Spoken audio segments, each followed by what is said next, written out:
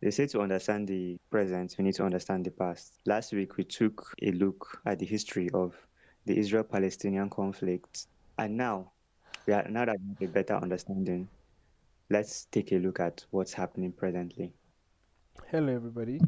Welcome back to X-tricated. Yeah, KB, how's your week been?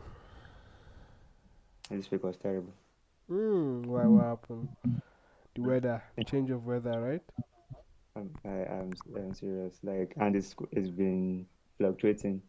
In some days you have, you know, very, very, very hot days. The other day it will be not that it will be very cold, but then it will be quite dry and stuff.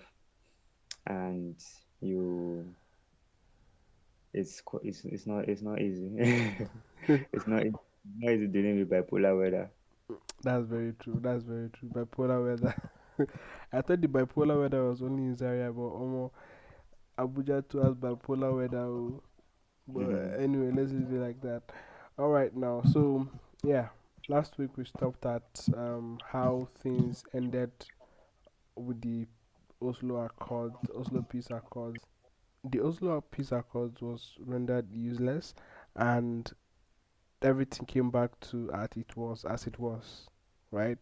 So today we're going to really focus on okay, after 2005, I think based on the Second Intifada, and then also really focus on what led to where we are today, and also give our opinions on what's going on. So, to answer the question that we gave last week in the episode, my answer is Palestinians are being oppressed. Forget being religious, forget being, um, what's it called, trying to say, okay, you're on one side or the other.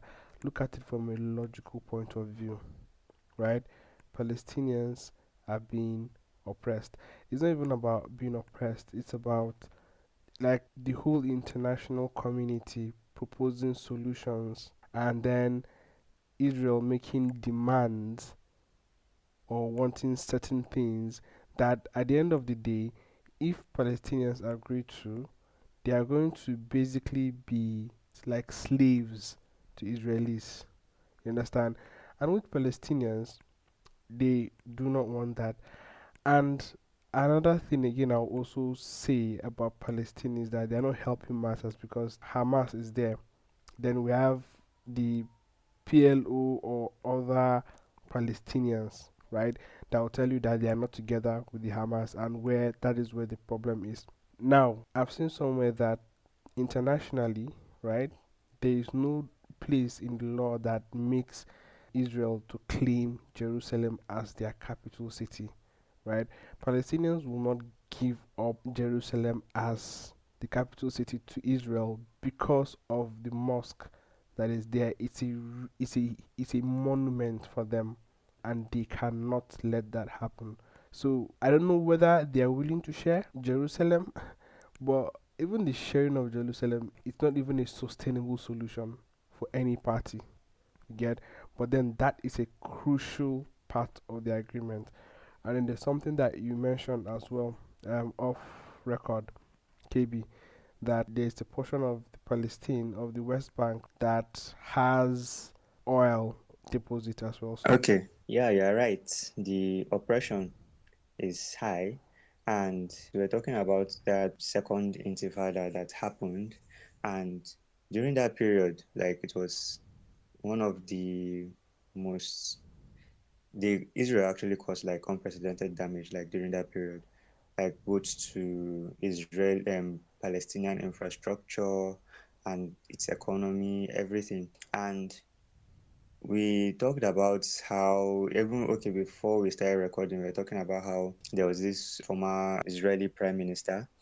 He used to claim, or he claims that during his time he was the closest to solving the Israel-Palestinian conflicts, right? But then what did he even say? What was even being offered? That period were like they're offering Palestinians 97% of the West Bank and the Gaza Strip, right? Along with East Jerusalem as the capital. But then yes, it was it was rejected by Yasser Arafat, who was the Palestinian leader at the time. So that's part of even like what escalated the Intifada at that period, and he blames the Palestinians for rejecting peace basically, and then from their own point of view they are being undercut because this is less than we've ever had in the first place. So Mm. we'll continue fighting for what is ours rather than you just like coming to come and like give us a small section of the land and stuff. And mind you, even that West Bank that we're even talking about was still being occupied at the time by over 100,000 Israelis, 110,000 I believe. Yeah. And now today there are more than 700,000 Israelis in the West Bank, and that includes this same East Jerusalem that we're talking about. So, like you said, the eastern part of Jerusalem is very important to Muslims, especially because of the Al Aqsa Mosque. Also, you made mention of something. I want to chip in that I think literally no country in that region recognizes Jerusalem as being an Israeli city, right? Mm. They don't recognize it. Like I think even in the West, I believe it's only the US that recognizes that or something. But then aside from all that though, it's just been from that point on it was just everything just went downhill. You see, So but if you look at it, but I've I've noticed something, right? As you said, like no country, and even international law, there's no claim where Israel is meant to have Jerusalem, but Israel is really pushing to have Jerusalem.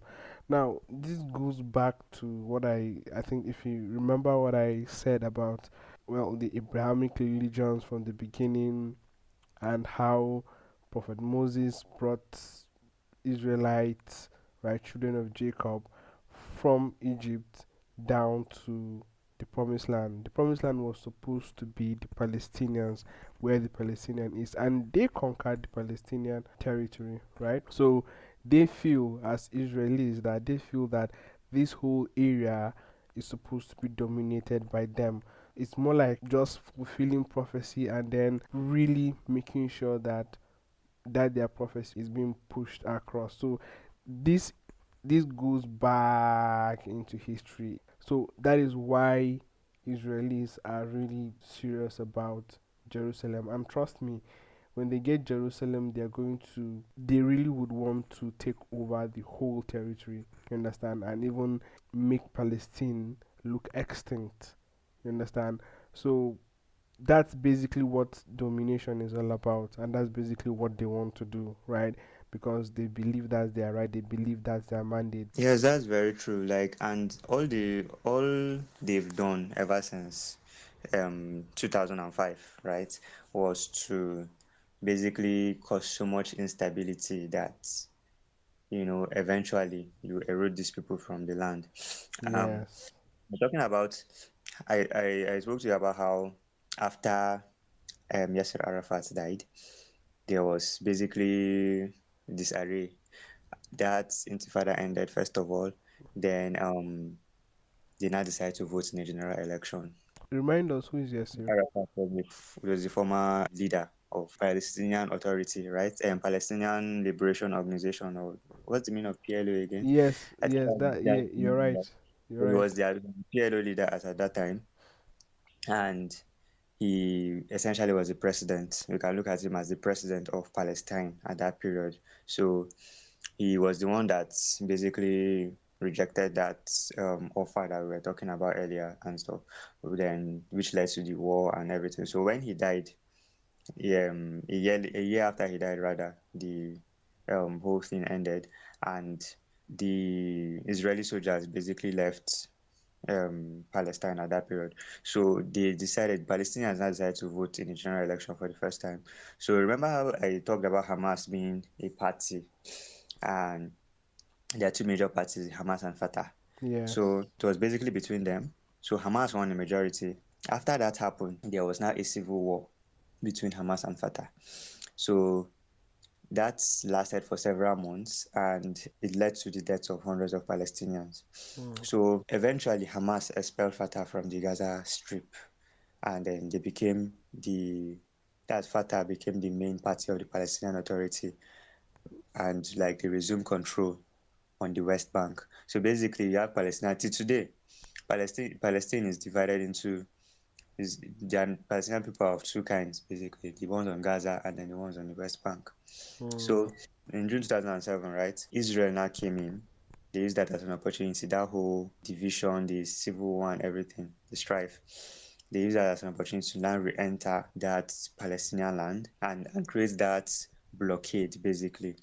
The naval blockade, the air blockade, the land blockade, everything, basically turning Gaza into an open air prison. And what was the reason for this? They accused Hamas of terrorism, basically. You made mention of what I said concerning Palestinian oil being discovered and stuff. So yes, that might even also be part of the reason for Israel's like renewed interest in the region at the time. Because off the coasts of the Palestinian land, you have those oil reserves and stuff. So they talked about I listened to this Palestinian politician speak. He talked about how they wouldn't have needed aid from anybody if they had just developed the oil, basically. I remember I talked to you about how a country of just like currently Palestinians are about 2 million, 2 plus million in population, and talked about how if such a country were to have oil capabilities, they would be very, very prosperous. You understand? Recall when we spoke about Saudi Arabia compared with Nigeria and stuff, how Saudi Arabia is the ultimate when it comes to oil in the world. And this is because basically this is part of the reason that happened is because they don't have to deal with a very, very large population. Their population is even, we spoke about their vision 2030, and we talked about how even by that 2030, their population would just under 40 million. That's the projection. Mm. So in a 10-year period, we are not even still expecting more than a population growth of more than 10 million people. You understand? So, all those things like factoring, and if you still look at all those other countries in the Arab world that are very rich based on oil and stuff, you realize that they also don't have like a very, very large population. So this man said that they would have been the ones aiding people. They wouldn't have needed international aid, right? So all those things might be factors to why Israel may have stayed. And then ever since then, we mentioned even this last time that there have been 4 protracted military assaults in that's before now in Gaza. In 2008, there was in 2012, in 2014, and 2021. I remember hearing of Gaza as far back as when I was a kid. So it's not been something has been that's a new occurrence, basically. So this all led to October 7th now. Hamas basically attacked Israel, and that's southern Israel.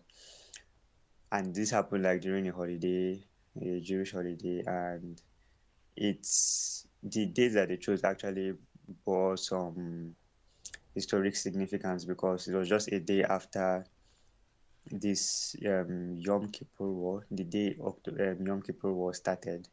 That was in 1967, I believe. Also, it was on October 6th, so they chose October 7th to have that. So that attack was one of it was a very, very big surprise, not just to Israel, but then to the international community too, because that was like one of the biggest blows that have been dealt by the Palestinians to Israel, right? And I think that the Prime Minister of Israel was like very, very embarrassed that happened because the response to that attack has been that of someone that wants to prove that, okay, I don't take things lying down, that kind of thing. So there was a complete failure of the Israeli intelligence, and it basically exposed Israel. And he doesn't want to have any of it. He wants to show that, okay, I'm going to come down with two people with the full might of Israel and show that nobody should come and try us. Basically, that's what it looks like. So ever since then, yes. And I did mention, I did bring this former Israeli Prime Minister up. I talked about him. I sadly cannot remember his name, but sometimes this their oh, okay, I think his name Barak, Ehud Barak. He he made mention that Netanyahu doesn't see Hamas as a liability; he sees them as an asset, and he sees the Palestinian Authority as a liability. Hmm. We'll go into that. Let's go into that now. Why does that even make sense? Once you have Hamas, right, you have a reason to attack Palestine. If you are Netanyahu, you have Yeah. a reason to attack Palestine. You have a reason to say, I do not want peace with these people, right? If there was a Palestinian Authority, like an actual Palestinian Authority, he would have no reason. He will have no backing. He will not have the backing that he currently has, and which is even dwindling as we speak. But we'll get into that. So he said that Netanyahu doesn't see Hamas as liabilities, so he'd rather Hamas still stays. And then there was this, I can't remember when, Qatar. Qatar has been one of the, I think, supporters of Palestinians in recent times. So there was this time that he allowed them to send about $1.5 billion into Palestine, right? So, we talked about this whole blockade and everything. He allowed it to happen. He knew what was going to happen if that support came and stuff. And he expected that Hamas was going to use it to use a majority of that funding to improve their military capabilities, right? So that they can better defend themselves from Israel and stuff, that kind of thing. He knows that that will Hmm. happen, and it happened. And then once you have something like that, you definitely know that, okay, yes, it's just a matter of time before they you just poke them and then they show you back, and then you can now say, these people are attacking us now. Oh yeah, let us do it again. That kind of thing. Let us do more. So You understand? it's more like that. It's more of a toxic relationship where your current boyfriend or girlfriend, and you just want to create fights, but then you want them. It's more like you want them to be the reason why you create the fight, but you allowed that scenario to happen so that when it happens and then they attack you, then you attack, and then you tell everybody, you see, they are the one that did it too. It's not me. While you were the one that allowed certain things to happen and provoked them or allowed them or gave them that power to actually attack you, and then you now fired back. You get, so it's more like finding Your reasons. analogy is very, very specific. Are you trying to tell us something that happened in your life? It's not specific. Oh. I've just had different experiences with people, myself as well. You get, As everything you talk with, I talk. it's true. Experiences, mine and other people as well. Close. You get, so, but then that is basically what is happening right now, and you might even this was basically a chess game by Netanyahu, right? Because at the moment he's even saying that there is no way that there's going to be a peace solution at the moment, or even to sit down and even resolve, because it was more like everything was just leading to this place, to where we are right now, and it's all about taking control of Gaza. From taking control of Gaza, every other thing now happens. But Not necessarily. Not necessarily. It's not. will it be a disadvantage to Israel if they have a total control of Gaza? He's not. He's not even trying to say that there's not going to be a solution. What he doesn't really want right now is okay. Yeah, okay. Actually, get what I get what you say now. But then you see that whole two-party solution, right? That people are throwing around. He doesn't Mm. like it. So it actually ties into what you said now. And the solution that they are preferring, we'll discuss that later actually. And anyway, the I wanted to say something about I was even mentioning, I told you I was talking about the support that Israel has basically based on the fact that Hamas is being like um designated as a terrorist organization and stuff. Is that um over the years we've had so many so much Jewish control. So I won't say Israeli because it's just not limited to Israel. It's all over the West, all over the world. Jewish control of the media. So and in whatever fight, in whatever war, right? Whoever has the media has everything. Look at the Russia-Ukrainian war. Look at everything that happened during this. I think some people even made light of the issue by saying that it seems like the Ukrainians are fighting their war on social media.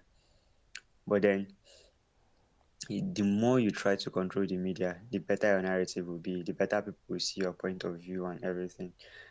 So that's what has been happening over the years, and there has been this form of censorship of anything anti-Israel, anti-Jewish, and what let me not say anti-Jewish, anti-Israel, basically. And at the forefront of that, you have those important Jewish people, whether politicians, actors, actresses, and other public figures, basically. And they enjoyed that.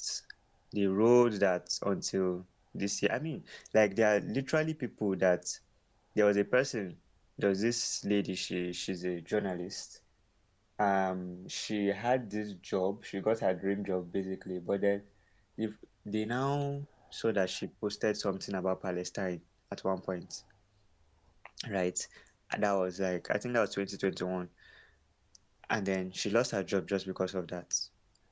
In the media, you're not allowed, especially in the US, you're not allowed to be pro-Palestinian, or even to put the Palestinian flag on your account, maybe your Instagram or Twitter or wherever. And but this year it was a little bit different. It started out very, very strong for the Israelis, for them and their supporters all over the world. But things started to change drastically. And part of the reason for that is the very, very big change in Twitter, right? So prior to this year, Palestinian um Palestinian support would have been very, very bad on Twitter because they would have been censored out. Everybody like speaking up for Palestine would have been censored out and stuff. And like people never really cared and stuff. The only like even as at last year, there were some things that were going on in Palestine. That was even before Musk took over Twitter. There were some things that were going on in Palestine that some people were trying to like bring to the notice. But then it wasn't like going through. But then at the same time, Saudi Arabia and Yemen had their own issues and stuff. So what was really dominating Twitter as at that point, especially among in quotes Muslim Twitter, was the fact that most people were like calling on international communities to stop the oppression that Saudi Arabia is doing to Yemen and stuff, because something similar was basically happening between Saudi Arabia and Yemen. Saudi Arabia like blocked humanitarian aid, water, food supply, all those things to Yemen because of the conflict that was ongoing and stuff. So that was what was even dominating. But like okay, we can let you have that. People don't really care. It's two Arab nations against each other. Sure, nobody really cares, that kind of thing. It's the same thing if it's two African countries against each other, nobody will really care. I mean, there's a war currently going on in Africa. People do not care, Exactly. right? Even us, look at us. What are we talking about? We're talking about that. We're talking about Israel and Palestine, right? So, that kind of thing. So this year, the whole narrative kind of changed. The fact that you cannot just like come and spew um how will I even put it? Spew misinformation basically about Palestine, the Palestinians basically in general, and you get away with it. It's not like that anymore. You understand? You have so much fact checking. The fact that Elon Musk is not even like interested in saying, oh, he's not even interested in saying who is good, who is bad in this matter, but let information flow. So it's even part of the reasons why some people were not even some people are even confused. They're like, what is even going on? Because before you just have that whole um idea that okay, yes, Palestinians are bad. Israel needs to take care of them. That was all you were seeing, all that was dominating media as at that time. But then now we are seeing, oh, what Israel is doing. It's every two market days, Israeli official accounts or official government accounts will post something and retract it. They'll post something and retract it. Why? Because these things are continually fact checked, and then they are what's it called? Once they say this thing is a lie, you understand? Hmm. Retract it, they will delete the tweets. That kind of thing. It has happened multiple times during this You conflict. see, one thing I like about this conflict, right, is the fact that the conflict has now the media, right? Yes, the media is being controlled by a certain amount, a certain group of people. You get, or certain group of organizations or states. You get, but one thing is true, Sha, is that the true nature of humanity is being shown, or yeah, is being shown, and we're also seeing the consequences of the right and be bad and good. You understand? And then it's being shown. For example, now, even if you are religious and you are someone that is really exposed and really is open to learning, right? The only thing that comes to your mind or your head at the moment is that let this conflict end. Let there be a solution, right? What are the solutions? And I really want us to start talking about these solutions, two state solutions or one state solutions, right? Two state solution or the one state solution, which one is better? You understand? And there are different variations of it. There are different consequences to both Palestine and Israel, and then self-interest come into play, right? But then at the end of the day, if you're human, right, put the religion. You're a human being. We're all humans, right? Put religion aside. Put historical mandate, whatever aside, right? Look at it. Human beings are being killed. That is number one, right? Some set of people are marginalized and being oppressed, right? Number three, let humanity win, right? Whether few people are being killed, few Israelis are being killed, or few Palestinians or a lot of Palestinians are being killed, it does not benefit anybody, right? Except those that are economically benefiting. By the end of the day, humanity does not win. You get? So, KB, what does the two state solution and the one state solution entail? I really want us to move further and talk about this and then wrap it up. I do like the fact that you talked about humanity. It actually like made me recall the words of this journalist that has been working in Palestine of recent. And for context, basically, you know that okay, this past week there was a ceasefire that was brokered by Qatar, so Yes. that humanitarian aid and other things can come to the help, come to the this and come to Gaza, basically, for food, fuel, water, medication, those kind of things. So that, and also during that period, like there have been this hostage exchange, basically, and something quite interesting even happened during this period. The hostages that Palestinians were releasing back to Israel were, how will I even put it? They were showing love. Yeah. Yeah. So they're like, oh, bye, we go home now, bye, that kind of this thing. And it was quite heartwarming to see, because it means that because on a, you spoke about religion, religiously speaking, you are meant to, you're not meant to like treat hostages bad. You Yes. understand? You're not Yes. meant to, people are in your custody, and it's quite rare these days, especially, like, you don't actually expect people to like stick to those rules, religious rules, basically. You understand? Because so many things have even changed, so much anger, so much whatever. You forget that, oh, okay, you're Muslim and whatever, and then there are so many, and there are some guidelines to some certain things. You just decide to do your own thing. But it was actually like really cool to see that this happened. But then some people, some pro-Israel people were like, they, of course, they are saying that with gone to their head, blah blah blah blah. I'm like, okay, but what of people that have already gone home? There was one, the very first one I even saw self was even a person that sent a letter, that kind of thing. You understand? This person is already in the safety of their home, so who is putting gun on their head? That kind of thing. But then the people that Israel was sending back, some of them were having fractured limbs, all those type of things, like they had been tortured and stuff. So, you know, so during that period, there's this guy that had been working overtime to basically ensure that, okay, this is an opportunity now that um a little bit of normalcy has returned and stuff. So he was like trying to show the world that, okay, this is what is going on in Gaza. So, but then, immediately the ceasefire ended on Friday.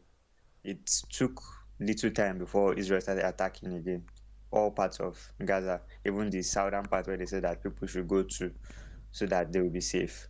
They attacked all those places, right? Yes. So, mhm. So he just said something. He was like that, and he wrote in Arabic. Somebody translated it. He said that, or she said that, it roughly translates to, it's now the end of trying to show the world what is happening to us. We must now move on to the next stage of just trying to survive. Allah is my witness that I have tried to help my people for his sake and for the sake of my country and home. We are completely surrounded and can't move. People go to the north or the south, and the middle area is completely surrounded by Israeli tanks. I remind you all that we are not just stories or trends for your social media. We are people who are being bombed and massacred, fighting to not be erased. You Mm. understand? Mm. So these are very, very, very deep words, right? And it goes back to the point that you made mention of, that, okay, they want to like have Israel wants to have like complete control, which is what brings us to finally this whole two state solution and whatnot. Let's look at it like this. Okay, so see these people now. We are talking about this thing. We're talking about fear of being erased, right? So What is the two I state made mention solution? of, What is the two state solution? okay, first of all, like, two-state solution, but is basically that an Israeli state exists Uh-huh. and a sovereign Palestinian state also exists. You Okay. understand? So Over time, over time, um, a completely recognized Palestinian state has not like really existed, mm, right, during this whole conflict and everything, because of the backing that Israel basically has and stuff. So the control of Palestine is basically Israeli. It's like Palestine is an annex of Israel at this point, right? yes. So the two-state solution basically prefers that, okay, Israel is here, Palestine is here. So what does that even mean? It means that, okay, you're going to carve out a section of that land and say, okay, Palestinians, oh, this is your land, take. We will go there for this side, that kind of thing. So That's essentially what it means. So the issue with the two-party solution, number one, is that now which land are you going to give up? That's number one, right? Which land are you going to give up? Are you going to give up East Jerusalem, right? Are you going to tell your people to quit the West Bank? Even if, because they can decide to give the West Bank to Palestinians, but the Israelis will still be there, right? Israelis are now, like I said earlier, there are now 700,000 people, 700,000 Israelis there, as opposed to when Yasser Arafat rejected it back in the day, it was 100,000 people that were there, 100,000 Israelis that were there in the West Bank. Yeah. You understand? So that one is also there too. So these are problems. And I made mention of something that last week, that there were some different solutions that were being um preferred to the Israeli ministers and stuff. So for them to these two parties, not two parties, two state solution is one of them. And I even made mention of how even Vladimir Putin said that he's in support of the two state solution. I think even now Joe Biden is coming around and he wants He actually them said it. to go He actually to said it 2 days ago. He mm-hmm. said it 2 days You ago get that he wanted to this two-state solution. because the thing is actually like getting too much at this point. Because even though Exactly. USA supports Israel, you understand, and they will most likely be the last people to continue supporting Israel, they still want this thing to end. Let And everybody move on and exactly. concentrate on other things. You get so, but like we said earlier, it's like Netanyahu doesn't want that. No, he doesn't He want doesn't that. Like want that. I'm just reading Al Jazeera, right? And this came, I think, 2 days ago, maybe a day ago.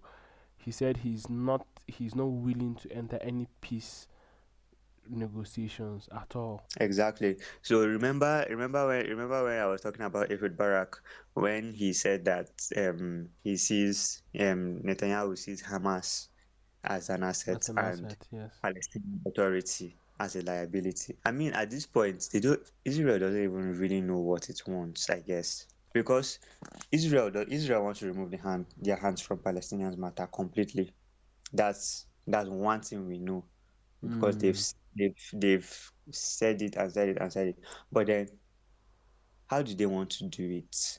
Do you want to give them their land and then try to stay? But then they feel like, okay, no, this is not going to work. If you are going to give that land, you actually have to like establish a Palestinian authority and whatnot. But how are you even going to establish it in the first place? So number one, they actually like have to crush Hamas. They have to, and then now establish that Palestinian authority. But then the thing is that once you do like that, it's definitely going to come back up. The fact that you were very much involved in that happening it's not going to go down well. Even if you crush Hamas, there are going to be remnants, and those people are still going to rise up again, and they're still going to come for you again, that kind of thing. So it has reached this point where it seems like there's no end in sight. Then there was this other there was another. I told you last week that there's some solutions now. So this other one now involved Egypt. I think I even mentioned it. It involved Egypt, right? So they were telling they were saying that um Egypt should take over Gaza, right? Remember there was even a point in history where they had a war. Egypt even captured Gaza, but then they recaptured it from Egypt and stuff.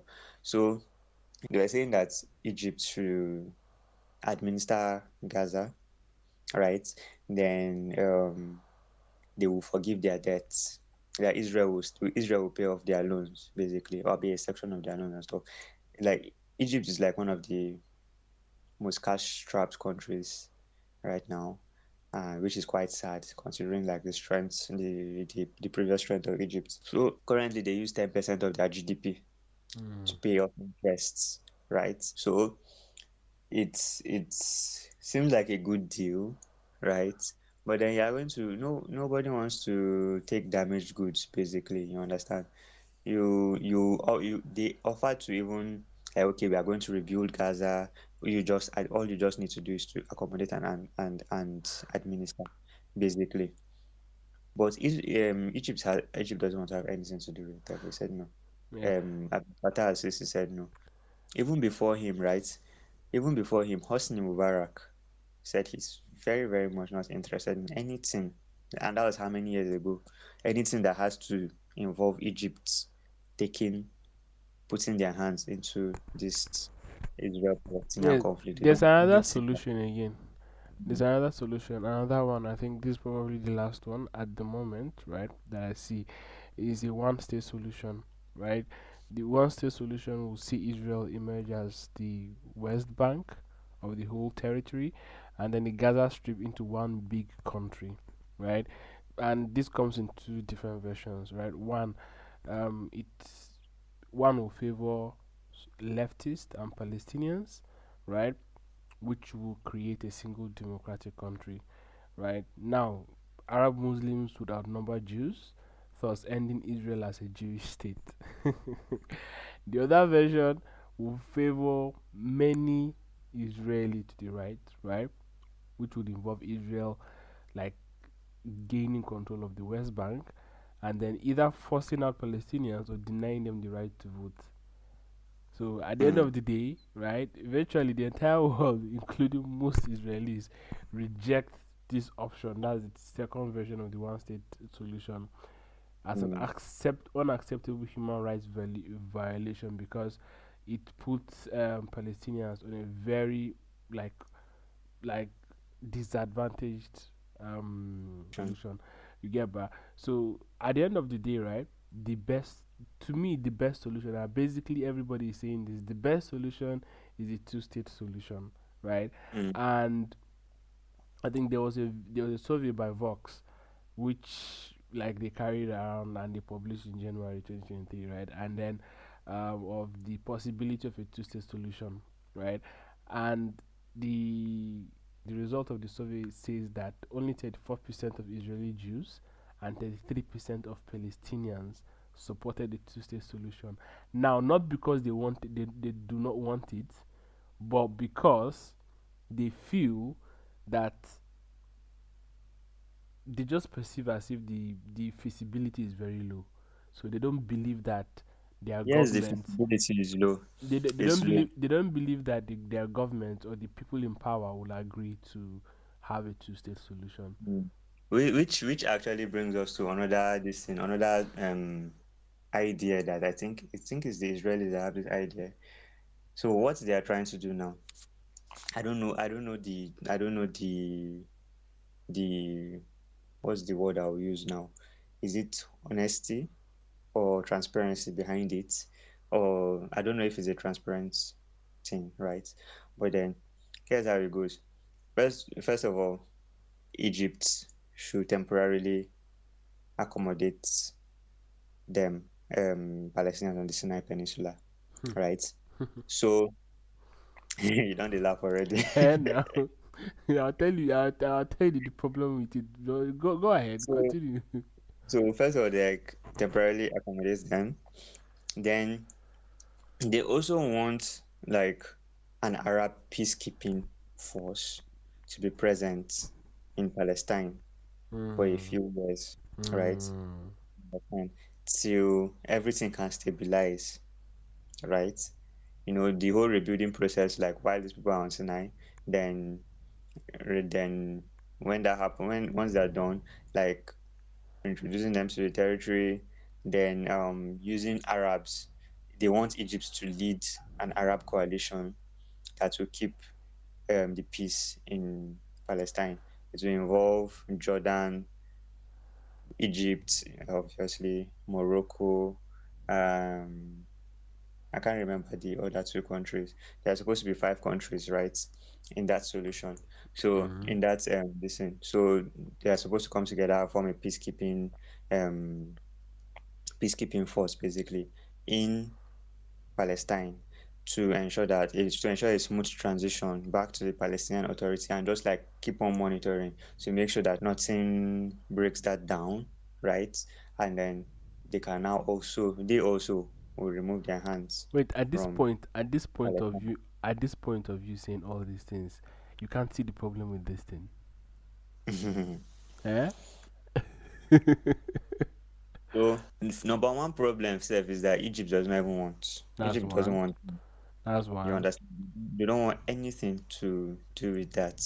So they are solely focused on their own problems, See, that's and they just that that's do even that. that that's But they even feel like that's even by the way, that's even a very minor one. The second one is the major thing is the fact that Palestinians are still going to be marginalized in this whole thank situation. you, thank Like you. it's more like you're basically telling them, okay, fine, go to this one side, and then we'll keep you there as prisoners, and then like what's it called, put a governing whatever on you, and then we'll just learn how to control you, learn how to guide you, and then we do our thing as normal, and then till we decide what we want to do with you people, like See, I'm that. not going to lie. I'm not going to lie.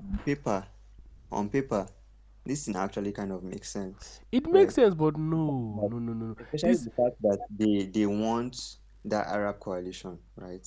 Because okay, first of all, it helps Israel in the sense that okay, you are not going to be deploying your troops to another man's land. You understand? Hmm. This thing, and the fact that Israelis are in that land is even a problem. You get Mm-hmm. so we are now even sending armed Israelis that will most likely this thing. They will most likely look for any excuse to like bully people there. I've seen videos like people just walking and then you just see an Israeli soldier like just like run into somebody and just like tackle them to the ground and stuff and then just keep on moving. Like that's it. You Yeah. know, you see them attacking people with their weapons, not shooting them, like just maybe using the butts of their weapons, like just like beating the hell out of them, that kind of thing. That kind, so all those things. So you know, those are the kind of things that will even further lead to another conflict again in future. You understand? And I think Israel actually truly wants to move on from all this because they've gotten to a point where it seems like there's no return and they until and one they and they until themselves and they themselves they are they know they it on apart from them knowing it, they what's it called, they spend unnecessary amount of resources. yes, yes, and then it doesn't seem like to end until one side destroys the other. You understand? Either Palestinians overcome Israel or Israel overcomes Palestine completely. You understand? So even at this point, it even looks like, oh, okay, let us kuku just finish them off now, that kind of thing, and then just take the whole land for ourselves, that kind of thing. But then obviously, even as it is at this point, Israel is committing so many war crimes, and Yeah, then maybe he might answer for it. You understand? So they will not answer for it, and that's because why I we said it's because a we very both big because we both know that those set of people are kind of favored in one way or the other. yeah. Whether you are a believer of the Abrahamic religion or not, those Jewish people are favored, like highly favored by by God. You get bam. So, but at the end of the day, at the end of Leave that favor on one side because there's something about favor from God. Favor from God does not mean that you have it forever. it's going to be there till when it gets retracted. That's basically it. And even like pivoting from that idea of religion self, right? The favor among humans self is there. You understand? They have like very, very good allies and stuff. Yes. And even okay, there's even this whole thing that some theories that the whole October 7 attack was basically in response to um these tripartite agreements or alliance that was going to be formed between Saudi, Israel, and USA, right? Mm-hmm. So Israel doesn't like any Arab country, like complete At that kind of all. thing. Yes. Even though they share some certain similarities right now with Saudi Arabia. So I think it will have gone to prove, right, that Israel can make an alliance with an Arab nation without even solving the Palestinian conflict. You understand? It was Mm. a power move, that kind of thing. Anyway, the point is that if Israel is not like careful that support that they have, they won't have it anymore.